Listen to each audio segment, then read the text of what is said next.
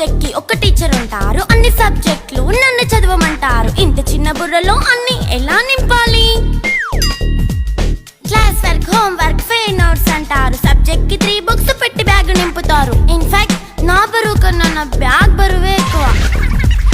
క్వశ్చన్లు, ఆన్సర్లు, సర్ప్రైజ్ టెస్టులు అన్ని దాటుకొని మళ్ళీ స్కూల్ వ్యాన్ ఎక్కేసి అమ్మయ్య ఇక ఇంటికి వచ్చేసామనుకుంటే మార్క్స్ తక్కువ వస్తే చెయ్యాలి అసైన్మెంట్. రిపోర్ట్ కార్డ్ చూపిస్తే ఇంట్లో ఉన్న పనిష్మెంట్. హోమ్ వర్క్ చేయమంటూ మమ్మీ చంపుతుంటుంది. ట్యూషన్ టైం అయిందని డాడీ తరుముతుంటాడు. డాన్స్ క్లాస్ కి వెళ్ళమని తాతయ్య తిడతాడు. స్నాక్స్ తిని వెళ్ళమని నాన్నమ్మ ఆపుతుంది. ఇక అన్నీ అయిపోయాక కాసేపు టీవీ చూద్దామంటే మమ్మీ ఎంట్రీ ఇచ్చింది. బెడ్ ఎక్కమంది. చిన్న నాప్ తీసేలోపు తెల్లారిపోయింది. అయ్యో మళ్ళీ మొదలు ఈ స్కూల్ కష్టాలు. ఇక